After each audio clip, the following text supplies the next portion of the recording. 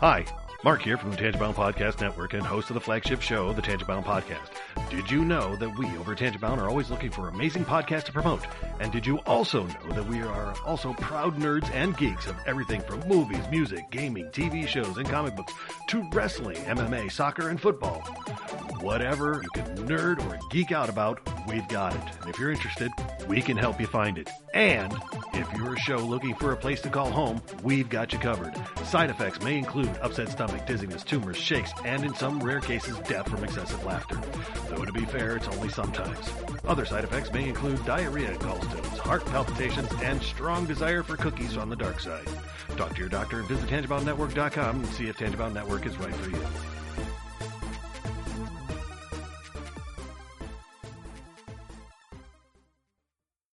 We're not doctors, therapists, trained professionals of any kind, so if you feel you do need help, please reach out and get the help you need.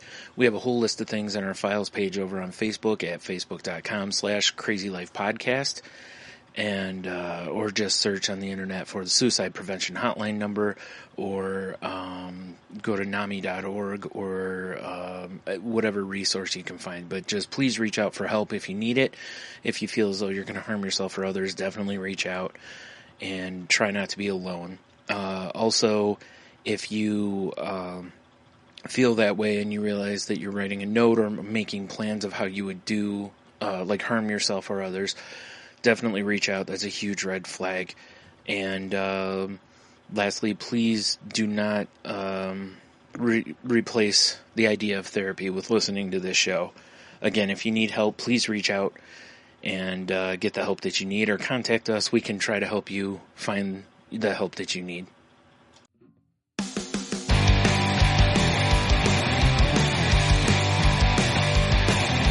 Life sucks to the last drop. Are you gonna blow your head off? Take good aim and don't forget to duck. Life sucks every Monday and all the way to Sunday, but I wouldn't have it any other way. I don't care how you're doing, what's up or how's it hanging.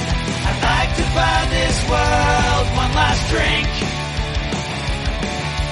Life sucks all of the time, so stick it up your sunshine, and then you'll see the clouds every day. And then you'll see the clouds every day. And then you'll see the clouds every day.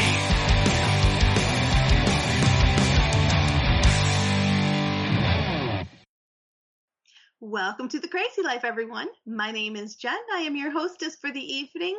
And with me, as always, we have Brian and... No Hanno tonight. Nope. You know, I was thinking about something, which is, first of all, the reason Hanno's not with us is him and his lovely wife, Sharon, are celebrating their anniversary, so happy anniversary to them. Absolutely. But it also occurred to me that this is our 260th episode. Now, if you do the maths on that, that is 5 calendar years worth of podcasts. And actually, May 17th, a month ago directly today, was our 5-year anniversary, and I don't think we really talked a whole lot about it.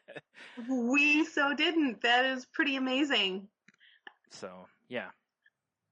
That is really, really cool, because I was wondering how long. Somebody was asking me that a little bit ago, and I couldn't remember. I was trying to do the math. So that's pretty awesome. Yeah, I was wondering the other day, because I was actually looking at Salty Language, because we're inching closer to, what are we, in our 9th year, I think it is. So I was like, oh, and then I did the math real quick on this show, and I was like, oh, wait, 260 is exactly 5 years. So that's, that's quite a long time. Yay, us. Yeah.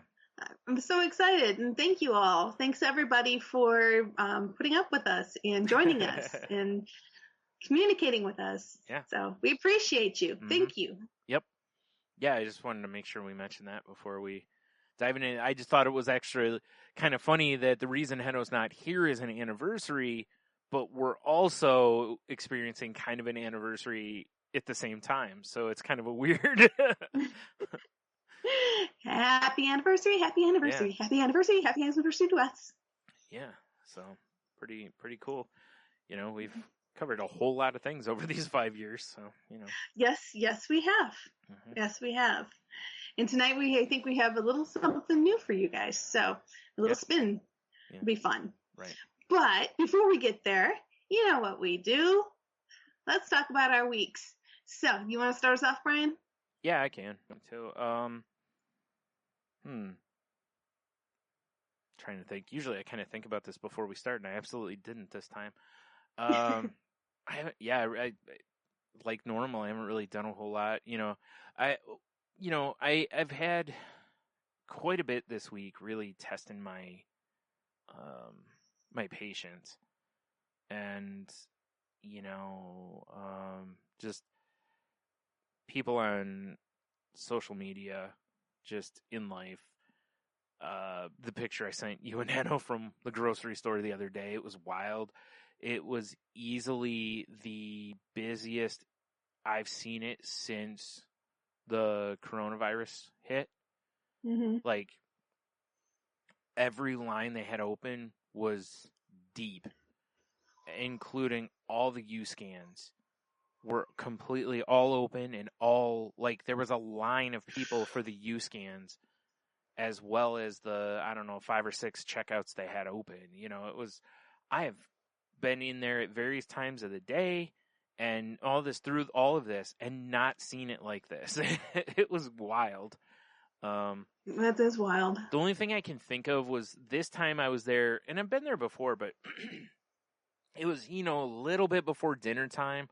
So, people were probably stopping in, grabbing, whatever it is they needed for dinner that night or whatever. But yeah, it was, but when I first got into the line and I saw how long the lines were, and I'm looking at my cart going, most of this is not stuff I have to have today.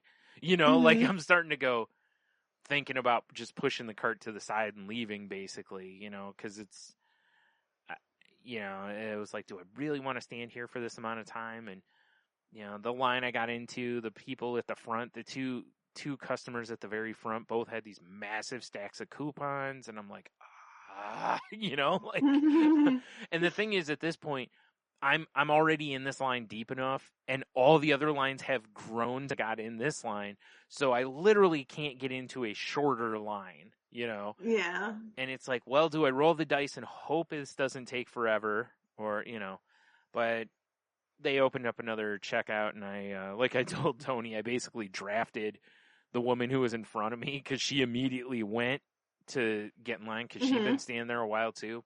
And when she went, I basically just drafted her on her and just followed her right over. So nice. But it's still, I think it took me about 45 minutes to get out of there. Wow. Yeah, like I said, I haven't seen it like that since all this has gone on. And it wasn't, and looking at the carts and stuff that people have, it wasn't like people were, there wasn't like a big run on anything. It was just, a lot of the people had 2 or 3 things, and, I think it was just tons of people grabbing a couple of things on their way home from work for dinner or whatever. So,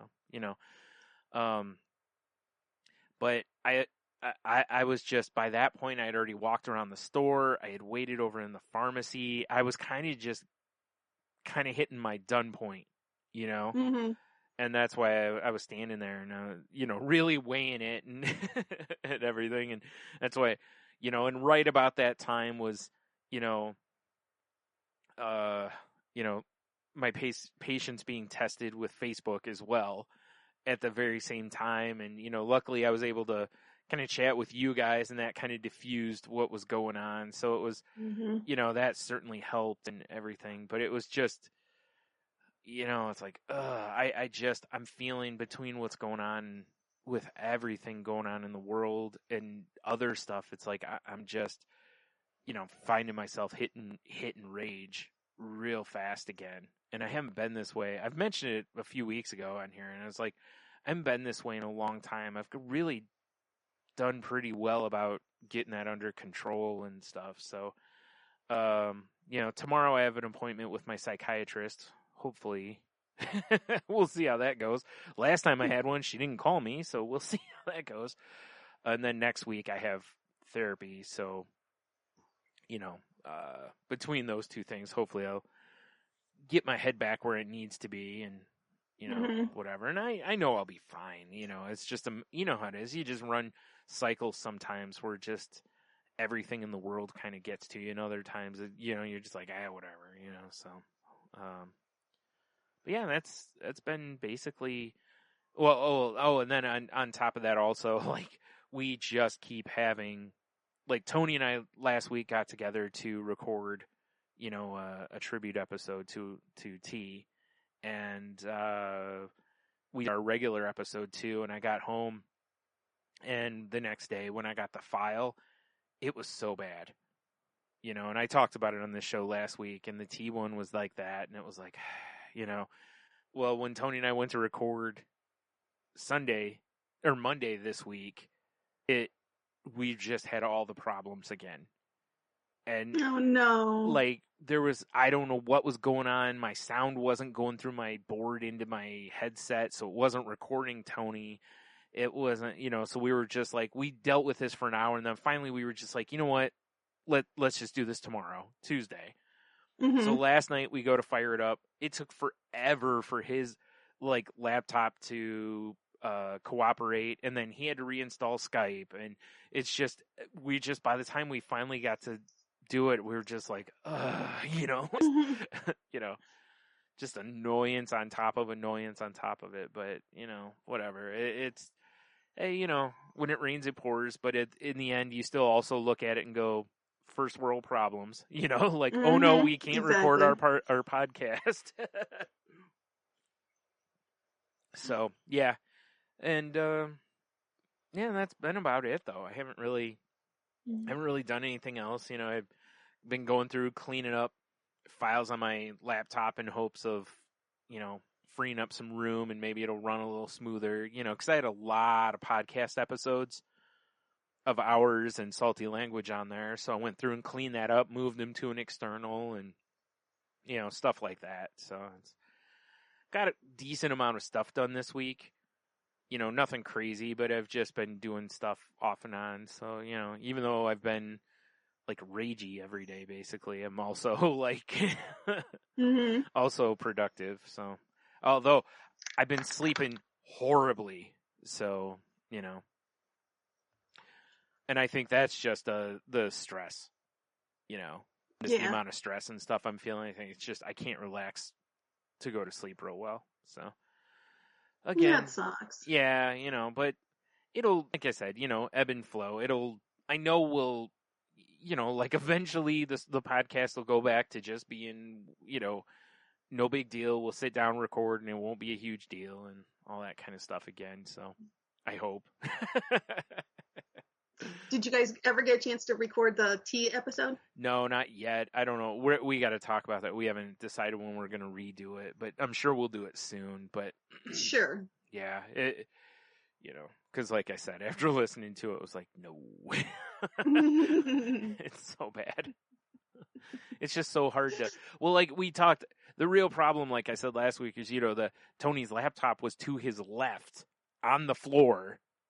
And we're sitting at his bar, so it has to record the sound off to the side, and it wasn't even facing us. It was sitting, so if we had it on the bar in between us, it might not have been so bad. It still would have sucked, but it would have been it would have been able to pick us up from a close proximity. Mm-hmm. But where it was just too far away, and it sounds so bad. So yeah. Fair enough. That was I put the podcast up on Friday because I just didn't want to put it up, and I finally just put it up. I didn't even look at the numbers on it this week like I normally do because I'm just it's one of those. It's I understand if people started and were like nope and just turned it off. I totally get it. So because it's a rough listen. We all have those weeks. Yeah, like I said, anybody who does podcasts, can sympathize. We've all had bad audio or lost episodes or, whatever. It happens. It's part of the gig. So, especially like us where we're doing it weekly, we aren't banking episodes. So if one's like that, we can't just go, we'll just post the other one. There's no other one to post, That's funny. So how about you? It's been a pretty standard week, nothing too crazy. Last week, one of my coworkers was on vacation, so I ended up having more work than I usually do. But that actually worked in my favor because for the part, I was able to manage through it and, fills up the day, makes the day go by quick, which is good. Yeah. So, nothing too crazy. I'm trying to think myself of what I want. Well, one thing I do want to talk about that's been a pet peeve of mine, folks, and I might have mentioned on the show already, is people and their masks. Now, if you're going, I think that's great. Wear a mask. Mm-hmm. If you're not going to wear a mask, I think it's stupid, but that's fine. But it's your choice. It's your choice. Right. I have no problems with this. If you wear your mask around, you look like an idiot. Don't do that. I'm sorry, and I hate being judgmental, and I'm being completely judgmental on this one. Yeah. But don't do that, people. It does nothing. Yeah. Your chin does not need to be protected in there. Yeah, it is your nose and your mouth. Right. Yeah, your chin's not giving off, particles. So. No. I hope. Understand it's not comfortable wearing a mask. Yeah. I had a moment, actually, I didn't bring that up. I mentioned it on Salty Language, though. When I was in the store, I was getting really hot. Mm-hmm. And I was anxious because of being in the store and everything. And I was sitting there waiting in the pharmacy. And I'm glad I was sitting there because I was kind of like, I was getting really, really overheated. And I'm like, oh, man. And because I was seriously sitting there going, I was like, do I take the mask down so I can get, better air? Or, it's like, I really don't want to do this. So luckily it calmed down before I got to that point, but it was. I've had those moments too, because I have a hard time breathing in masks. And, when you get to that moment and you're just like, I gotta breathe. Yeah. Well, and that's the thing is, it's no secret. I overheat crazy fast. So I have to be aware of it. And, the more anxious I get, the closer I get to potentially having, anxiety attacks. So it's like, that's the last thing I wanted to do because, my, silly self did not bring my anxiety medicine with me. And so, now really what would have happened, I think, is if I had hit anywhere near that point, I think I would have just left.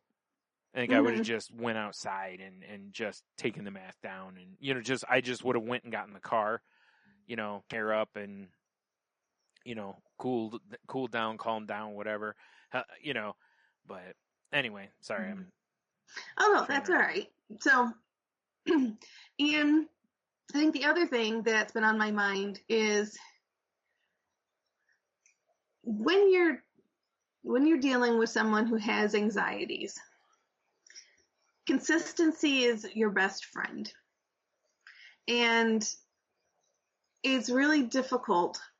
It's difficult for everybody, but it's even more difficult when you have mental health that you're working with and mental health issues that you're dealing with.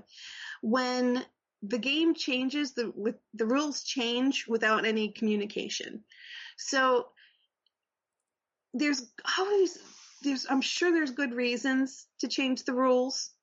For a variety of reasons, we have to change rules in relationships. Yeah. And things, we change and grow as individuals. Things change. But the more you can encourage consistency and keep consistency going, it's beneficial to all parties. Yeah. And I've had a situation this week that it's something stupid and simple that I was just expecting a set of behaviors that didn't happen. And it really threw me off. Which is another pitfall, like we've talked about too, is putting your expectations on other people, because a lot of times I don't want to say fall short, because that almost makes it, but they fall short of the expectations you set. Yeah, exactly. Even if they're hitting their own expectations, they're not hitting yours. So, and it's not fair. And they apologized, but I told them, I said, it's not them, it's me. Yeah. Because they owe me no explanation. They owe nothing to me, other than a little courtesy at times when they understand that when they deviate from their normal behaviors, it does really affect me. No, really quick, I want to mention it is important, like, since really we're talking about communication here is the key in all this, is if you're a person who, like, and I know you have, I'm just for the example, sure. If you're a person who knows that these things happen, can upset you, make sure you express that to that person so they know it, so they can take that into consideration, because if they don't know, not communicating with you bothers you, then they don't feel like they're doing anything, wrong, bad, whatever. And whereas maybe if they know, they might take the time for the courtesy of it, but you can't be upset at them if they don't know that's what you need, so make sure you're, both sides, make sure everybody's communicating. Yeah, and that's kind of the point I wanted to make, because, and it was difficult for me to kind of work through it in my mind, because my mind goes places that it shouldn't, and I understand that. That's part of what I deal with on a regular basis. Yeah. It makes things up, and it tries to convince me of things that aren't true, and I have to constantly say, no, I know that's not true. I know that's not realistic. I know that's not, yes, that's one possibility, but that's one of like a million different possibilities out there, and that just happens to be the worst one. I don't think that's the odds of that happening are very slim. Yeah.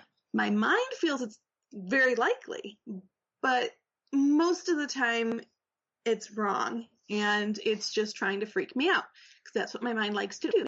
Right. So it's battle and stuff.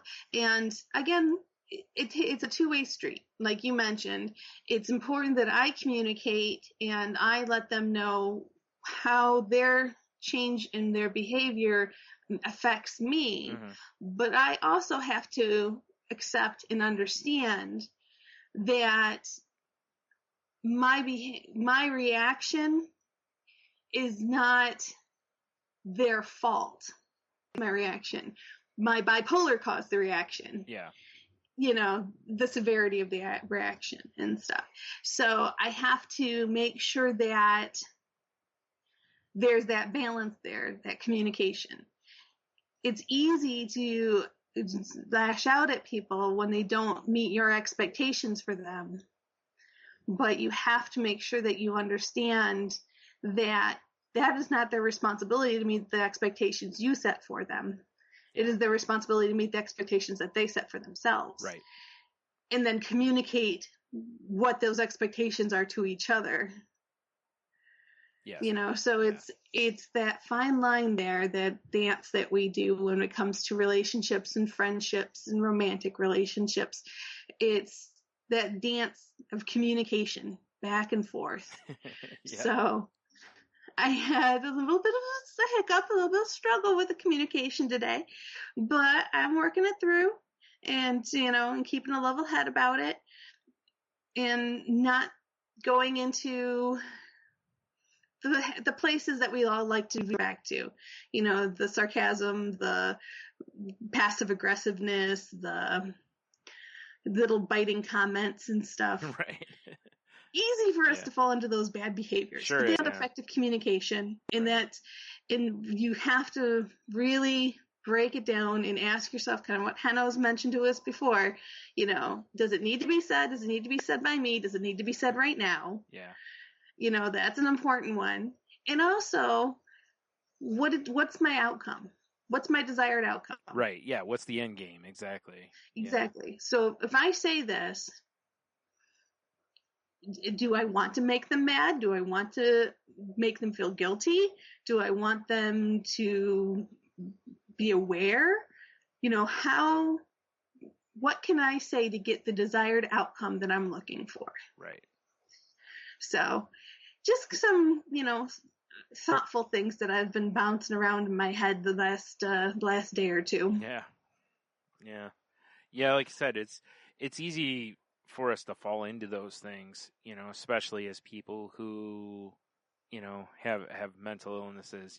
We very much, like you said, our brain a lot of the time is telling us things that we have to analyze and filter and all that. So, anything that adds to that makes the job harder for us. So it's, it's nice when you can avoid that. But we also are, like I said, we're also smart enough and whatever to know that, you're going to have to deal with some of that. But the fact that you recognize that basically, much like anything, it's like all you can control is what you can control. You can control your reaction. You can't control their reaction. So, that's really all a person point. And so, like you said, it's just have open communication with the person and, let their react, put the ball in their court. When they hit it back, then react, so even though, like you said, it's not easy to do sometimes. So, oh no, very difficult. Something patience. I don't know. There's some. Yeah, something like that. The other thing, I started back to the gym this week. Nice. Yep. So, and I explained to you, because I had 2 appointments with trainers, and then I have a third one on Friday. Mm-hmm. So I went Monday, Tuesday, Wednesday, and then I go back on Friday. And when I met with the trainer, and I was met with the trainer today, really nice young man. And most of the trainers are super young, but so there's, a little bit of an age gap between us, but that's okay. Did he call you ma'am? He did not call me ma'am. Okay. So I did escape that aspect of it. Good move by him so far. Yeah. The trainer yesterday, she's like, yeah, I was really bummed I missed my senior trip. So she's not even out of high school, folks. I'm sorry, she just graduated from high school. Right. So that tells you the age gap that we're dealing with here. Wow. Yeah. With me and her and stuff. Uh-huh. She's a very sweet young woman, and we had a great conversation. But yeah. So the guy I was talking to today. Wow. So it just seems so young to be doing that. I mean, not that they can't. It's just you just feel like young in that group would be like 21, 22. Like college level, not. Oh, hey, I just literally like 2 days ago graduated high school. Exactly. Yeah. So it was interesting. And she looked older than that, but I guess not. Well, I mean, never know. Maybe she's, maybe she meant college, And she could have meant college, and and maybe I misinterpreted it. Yeah. It's possible. Who knows? But the guy I met with today was really nice and took me through my arms workout and stuff. And I explained to him, I said, I'm going to probably be keeping up with making the appointments for the trainers even after I'm comfortable with the machines. And he's like, oh, yeah? And I'm like, yeah, because it keeps me accountable. Yeah. I'm a people pleaser. And if I have an appointment with someone, I'm not going to want to let them down. So it'll get my butt to the gym. Right. Use your strength as a weakness as a strength, I guess, at that point, depending on how you want to look at it. But, yeah. Yeah, he laughed. And, okay, when's your next appointment? Yeah. And I said, well, let's set it up for Friday. Nice. Because I am getting my nails done tomorrow, thankfully. Yeah. Thank goodness I'm getting my nails done. Yeah, because not everything, but a lot of things have opened back up here now. So. It's back open. Yeah. So I get a manicure and a pedicure, and very thrilled about this. And I know it's first world problems, but it's really been bothering me. So right. It is one less thing to irritate myself with. So yeah. Fair enough. So that's been my week. All right. Nothing too crazy. Yeah, that's all right. We'll take it. Mm-hmm. All right. Well, this article that we're talking about this week is from Tiny Buddha, and it's by Haley McGee, and the name of it is How to Set Boundaries with Your Racist Relatives. And this is something we kind of were, like, you know, we talked about before the show, and like I told Jen, I kind of wanted to do something in regards to what's, you know, the racial situations going on and everything. But I also feel that as three white people, that I don't feel like we're equipped to really address it. So I kind of didn't want to, you know, I didn't want it seeming like we're, you know, three white people preaching on how to, you know, fix race. How to treat somebody else. Yeah. So there's much better people equipped for that out there. So I encourage everyone to go find those, or, you know, there's all sorts of information being spread on social media. So I highly encourage people to go check those things out and look into books and different stuff you can read and help out with. But and also this topic, just to kind of give another area to it, it's interesting because it can be utilized in a variety of different ways. Because even though we're going to be specifically focusing on racism in this particular circumstance, it can also be anytime you have a disagreement, political or emotional or religion, any of those hot areas that people get very passionate about. When you're dealing with family, a lot of times those become very difficult. And I think these will be some interesting tools and tips that can help you through any of those types of difficult conversations. Yeah. And, you know, she starts out by talking about how, you know, kind of right now, a lot of people are having trouble speaking their truth, setting boundaries, and breaking the people-pleasing pattern to improve our communities, our countries, and our world. Where was it? She said, in the past, I've done a subpar job of asserting my boundaries with racist relatives. Instead of saying, hey, that thing you just said was really racist, I usually opted to stay silent. Or a lot of people also would pull the old, oh, that's just Uncle Joe, you know, like, whatever. She says, instead of saying, or I usually opted to stay silent, I justified my silence with one or all of the following excuses. I can't change their mind. They won't listen to me anyway. It'll just start an argument, debate. I don't know enough facts to justify my side. She says, now I've come to understand that silence is violence and that complicity in racism is racism. Some activists assert that allies are most useful when we advocate for racial justice with our racist relatives. Others caution that getting into embittered arguments with racist relatives is a waste of energy that could be better devoted to creating real change for black folks. Whether you choose to take an offensive stance, proactively engaging your racist relatives in conversation about race, or a defensive stance, speaking out against racist relatives who make racist comments, knowing how to set boundaries with racist family members is critically important. When conversations become ineffective or toxic, we need to know how to stand in our power and create safety for ourselves. These 4 tools can help you set empowered boundaries with your racist relatives and maintain the energy you need to avoid burnout and continue engaging in anti-racist work. And the first one is clarify the values that empower you to speak up. When planning to have a difficult conversation, we can find motivation and strength in our values.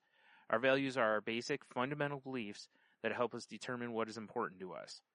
For example, my core values include integrity and authenticity. I'm passionate about speaking from the heart, being honest, and acting in a moral manner. When it comes to having difficult conversations with family members about race, I ask myself, what would it look like to act in integrity here? What would it mean to be fully authentic in this conversation? For me, this means not going silent in difficult situations, addressing racist jokes and comments the moment they're spoken, and holding firm to my beliefs even in the face of others' anger. What are your core values? Honesty, loyalty, generosity, compassion? Consider how those values align with your intention to speak out against racial injustice. When those conversations get difficult, find solace in the truth that you're living in alignment with your fundamental beliefs.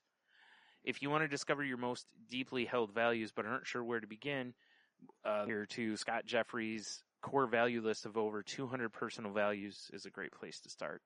The link to the whole thing will be in the show notes, so you can find that within the article. So, yeah, that's the first one. I like that because it does try to keep you genuine in what you're trying to do. Like stay within who you are. Don't move the, not move the goalpost. That's not what I was meaning here, but don't change your intent, to something that isn't what you believe in or who you aren't, kind of a thing. Exactly. Like, for me to be aggressive, that's not me at all. And for me to try to be aggressive in any situation, it just comes across as false because it's not me. I'm much more of a passive person, and I'll be coming from a place of knowledge and trying to impart knowledge to somebody. Yeah. I have to stay true to who I am. Yeah. It's, yeah, exactly. That's important too. And I think that kind of goes in everything that, people are trying to do to help and stuff right now is stick to your strengths, basically. Like, what, if you're good at whatever, do that. I remember Killer Mike, the rapper from Run the Jewels, and he made a comment. He was on Stephen Colbert's show about how he's a mobilizer.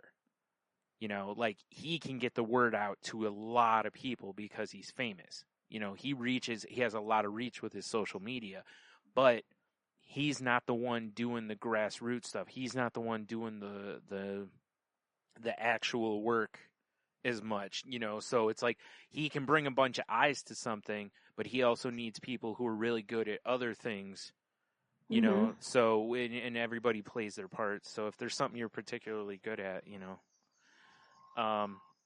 number 2 is, or do you have something else? Or I was just going to say, the other thing you got to keep in mind is it is not your responsibility to change someone's mind or make them think differently, because you can't make someone do anything that they don't want to do. Yeah. So you have to keep that in mind as your motivation is staying true to yourself, but also understand that you can't force something to have somebody to do something that they don't want to do. So there's a fine balance. Yeah. Number 2 is come prepared with specific language. Boundary setting discussions, especially with relatives, are among the most challenging conversations we can have.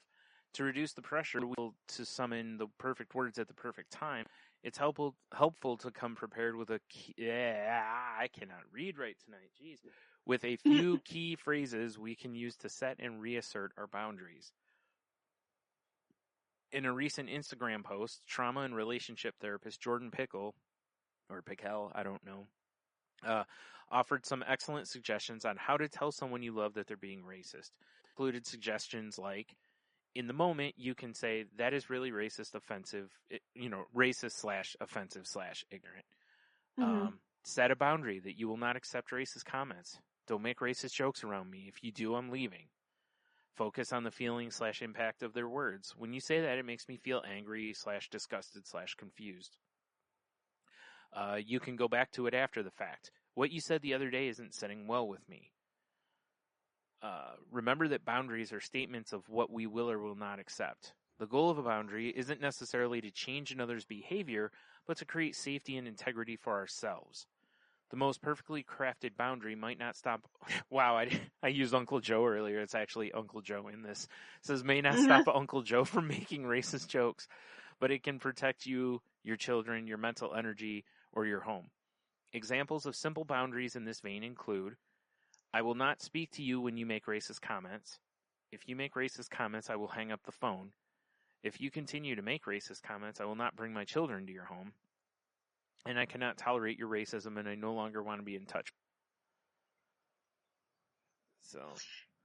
And and boundaries are incredibly important because it's not telling them what they're doing, it's telling them what you're going to do. Yeah. It's a whole different world because you're not doing ultimatums, you're not doing threats, you're not doing anything like that. And they always back at you and say you're threatening me or you're giving me ultimatums and all that stuff.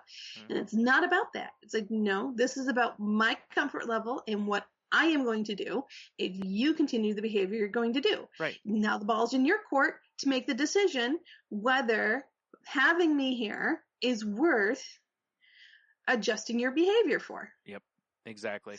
And is, especially, a lot of these in here, like for the longest time, like this were about addressing, somebody at, Thanksgiving or family gatherings kind of a thing. But now it's, since it's a topic that kind of everybody's talking about right now, it can be just anything. But you're right. It's like if you're going at someone's house and I can say what I want in my house, be like, absolutely, you're right. You can, but I don't have to be here. Put up with it. And I have the conversation. It's funny that we have this topic because my father and I are on different sides of the political fence.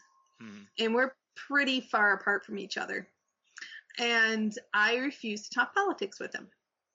And the reason I refuse to talk politics with him is because he gets very heated and gets very upset and he starts to lecture.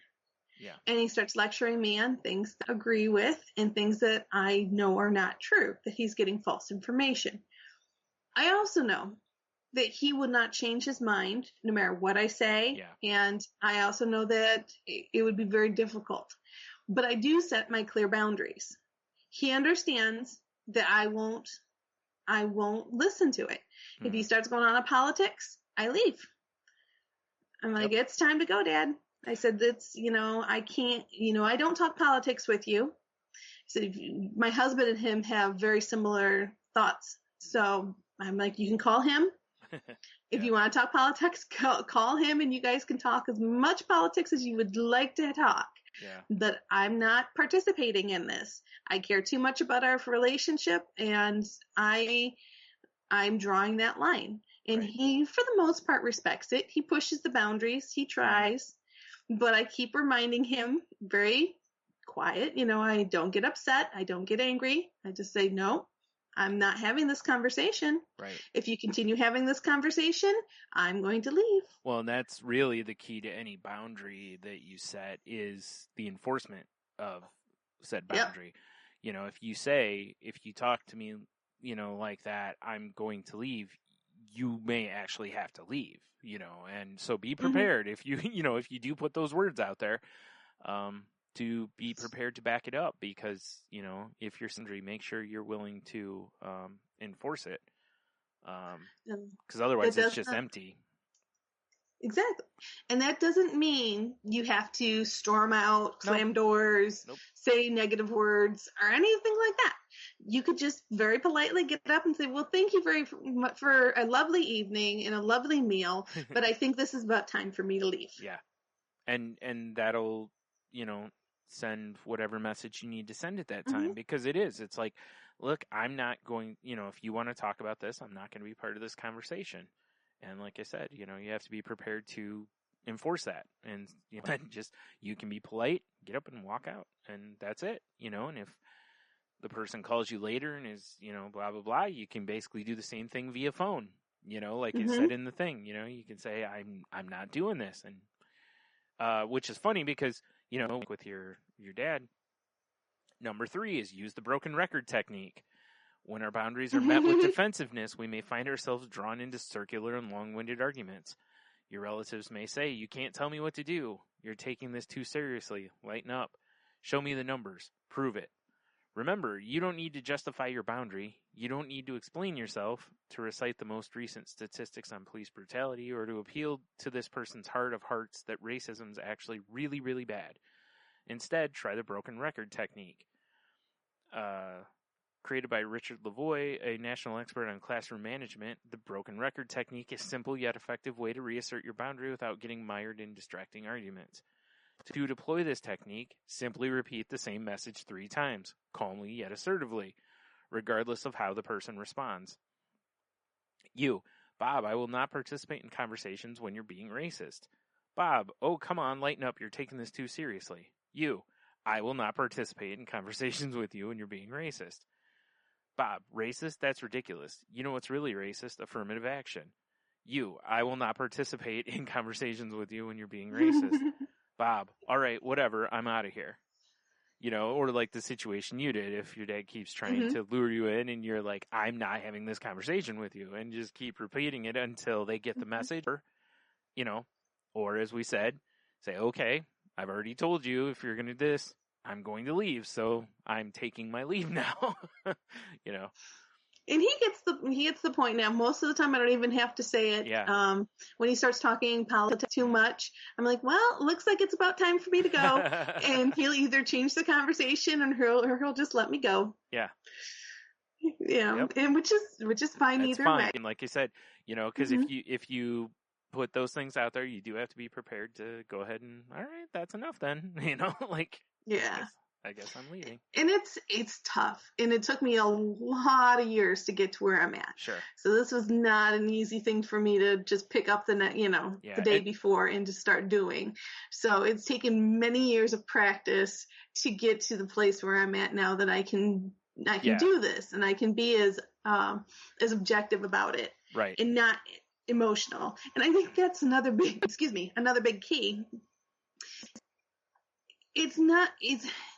These things carry a lot of emotion, and the most important part to the whole communicating is try to remove as much of the excess emotion as possible. Yeah. And it's really hard to do. It totally is. That's exactly my problem with it. You have to find a way to kind of step back from it a little bit and just objectively just focus on what you can do in this situation. You can't change them. And I will say that to scream it from the mountaintops. You cannot change another person. They can change themselves based on what you told them if they choose to change themselves. Yeah. But you cannot teach somebody without them wanting to learn. And you can't school somebody and you can't force somebody to change. It doesn't work that way. Mm-hmm.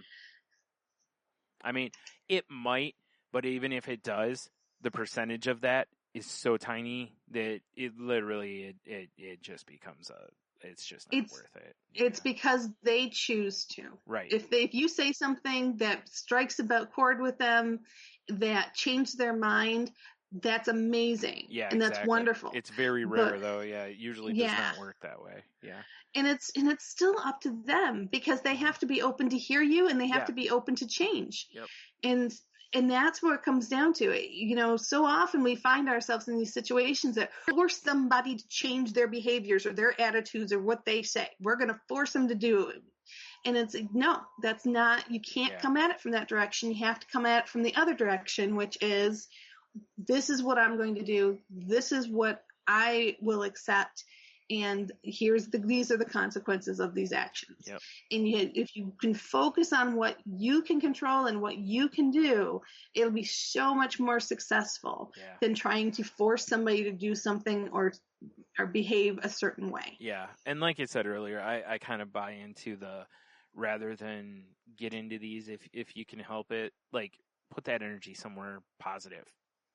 Yes. Go sign petitions, go make phone calls, go write letters to your, Congress people, make sure you're registered to vote, like march, whatever, go do something that is putting that energy, moving the momentum forward. Mm-hmm. Because really just standing and arguing with someone, like you said, it's a standoff. One person's yelling A, the other's yelling B, and neither one of them is, willing to, they're not listening. Mm-hmm. So, number 4 is practice post-boundary self-care. Especially if this is your first time addressing racism in your family, setting these boundaries may feel difficult. It may feel like an enormous emotional upheaval, and it is. You're breaking a silence you've held for months, years, or even decades, and that is serious emotional work. After setting your boundary, you may feel fear, guilt, or shame, even though intellectually you know that setting this boundary was important and righteous. If you grew up in an environment where you were punished, harmed, or neglected when you disagreed with a family member, learning the art of honest expression in the family is a radical act. Post-boundary self-care helps you avoid burnout and replenish your resources so that you can continue engaging in anti-racist activism in your family and community. Personally, I really need rest after a conversation like this. My nervous system gets overloaded and frayed, and a nap or cozy evening at home is an important way to come home to myself. If I'm feeling guilty, I contact a trusted friend who can reaffirm the righteousness of my boundary and keep me on the course. When we set boundaries with our racist relatives, we create personal zero-tolerance zones where we are no longer complicit in our relatives' racism. It is difficult and demanding work, absolutely necessary if we're to claim true allyship with the black folks who are fighting for their right to exist safely in this world. And like Jen said, this doesn't need just for like a race situation. This can be anything inflammatory, or a hot button type stuff, religion, abortion, just, whatever the topic happens to be, sports, because in some families, Ohio State, Michigan, it can get ugly. So, obviously politics, there's so much that can happen like this. And it's just like I said, reflecting what she says, the energy is, I just feel like it's so much better if you can point your energy forward and move towards something positive instead. Unfortunately, like with movements and there's change, not everybody comes along, and sometimes people don't want to, and you just, I don't want to say you have to be okay with that, but you almost kind of have to just be okay with that, but that doesn't mean you have to allow it to affect or to be, practiced around you or be complicit with what's going on. So exactly. Because I know a lot of people at family gatherings, especially, they don't want to say something because, the last thing anybody really wants is, a huge fight at, like I said, at like Thanksgiving or Easter or something like that. But at the same time, it's like, I don't know, I feel like it's time to stop letting people get away with this stuff, and I think setting your boundaries and stuff like this right here, if you can firmly do this, because there's a good chance you're not the only one who feels that way, especially if there's a group of people, but, it's different if it's a one-on-one scenario, but, also, setting boundaries is just a good practice, as a person, because it allows you to reclaim your power in situations. And this isn't about controlling anybody else. It is simply about controlling you. And that's it, So whatever the situation is, if you can, if you don't want to be part of it and you can leave, there you go. Set your boundary and leave and say, hey, when this happens, I'm not going to be part of it. And there you go. It's like she said in the article, though, this is difficult. I understand. It takes a lot of years to really get this way. And, I know, like Jen said a little bit ago, she can attest to it firsthand as somebody who this is not your instinct. Your instinct is, to kind of go with the flow. Dig your heels in and try to change. Yeah. And I mean, it's a very slippery slope. Yep. And that's mine too. I've always very much been that way. I can't tell you how many times over my life I've dug my heels in and fought for something that I probably shouldn't have dug my heels and fought for, but that's where I decided I was putting my boundaries. So, it's gonna plant that hill. I absolutely would. Yeah, there was a long time where basically it was like if something chuffed me, I was all about like, oh yeah, and and I'm a formidable opponent, so you are. When I don't want my mind changed or I'm really adamant about something, I don't know when to shut up. So no, but anyway, so just along with everything going on, as we talk every week about being kind is even if you disagree with people on different stuff, still try your best to be the bigger person, be kind. You don't have to be disrespectful or rude, or like Jen said, you have to be firm, because that's part of it. Because if someone's looking for a fight and you're not firm, and I don't mean yelling at them, I just mean firm. If you're not firm, they'll push.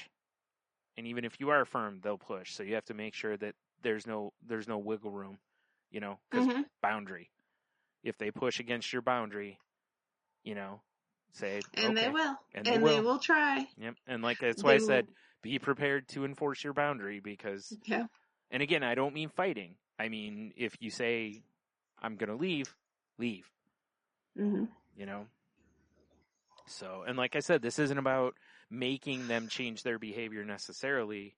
It's just letting them know, hey, it's allowing them the choice, because they can then choose to change their behavior because they want you around, or you've said, I'm not going to participate. And, so it puts the ball back in their court, and that's it. That's all you can do. So, I hope everybody listening, I hope this helps, because I know this is really hard to deal with for a lot of us. And, like I said, please, do your best to just push your energy into something better, rather than fighting with somebody else over this. It's just really, really the same with politics. Instead of yelling and screaming at each other over politics, like, okay, well, what change do I want to see in the world? And go be the change, So. Exactly. All right. Well, with that, folks, you know what time it is. If you'd like to continue the conversation with us, and you do, because this was a pretty heavy topic and we've covered a lot of ground. So I know you have thoughts and opinions, and we'd love to hear them. So how can you get in touch with guest? You can reach us at thecrazylifepodcast.weebly.com is our The Crazy Life Podcast at outlook.com is our email address. You can find Twitters at Jen's Crazy Life. That's Jen with a G. And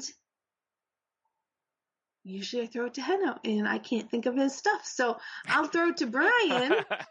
Heno can be found on Twitter at Ida Heno, or at, L Hummingbird, I think is yes, how it's listed. I think on Facebook. No, on Facebook, he's Heno Heiter. There we go. Hit all the links to our socials. Well, maybe not Facebook, but most of the links to our socials anyway are in the show notes. So you can find them there. If not, hit us up on Twitter, and we can point you the right way. You can also find Heno on his other podcast called Moving the Needle, which can be found on Twitter at MTN Pod. And they do, what's the new one? I think it's Old Boy, if I'm not mistaken. Not the re one, but the original movie Old Boy.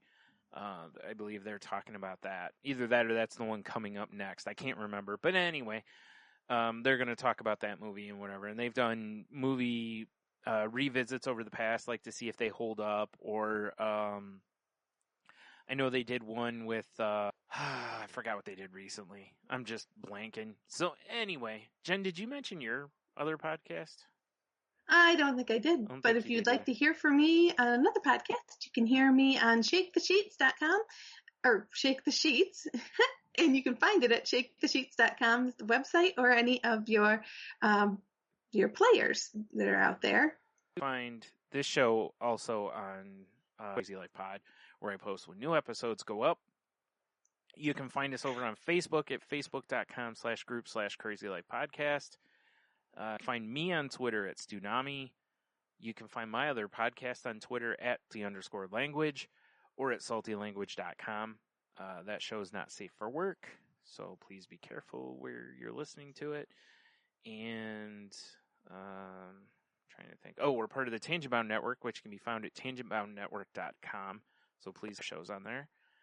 And yeah, I was trying to think. I think that's all the links.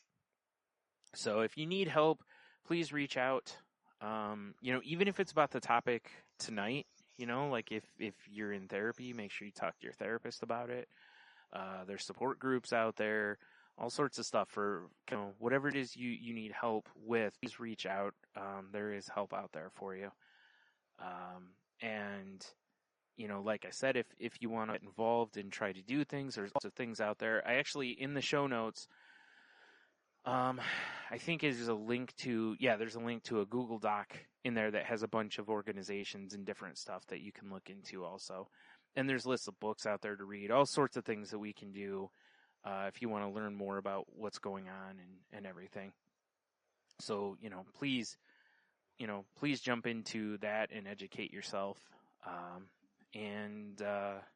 Just reach out to people, make sure people are doing okay. And then of course, as I said already once, but, just please, practice kindness and show empathy, what's going on. Even if you don't understand it, just try to, and just try to show some empathy for people. 'Cause it's one of those things that it really, I don't know, it just feels, for a while there, it really kind of felt like, I don't know if I'd say social media was kind of behind it or whatever, but it just seemed like empathy was really on the decline for a lot of people there for a while. So it's, that and kindness, let's revisit those, putting our best foot forward. And, there you go. And that's all I got. All right, folks, go out there, have the best week you can, and remember, be the change you want to see. And wiggle your toes.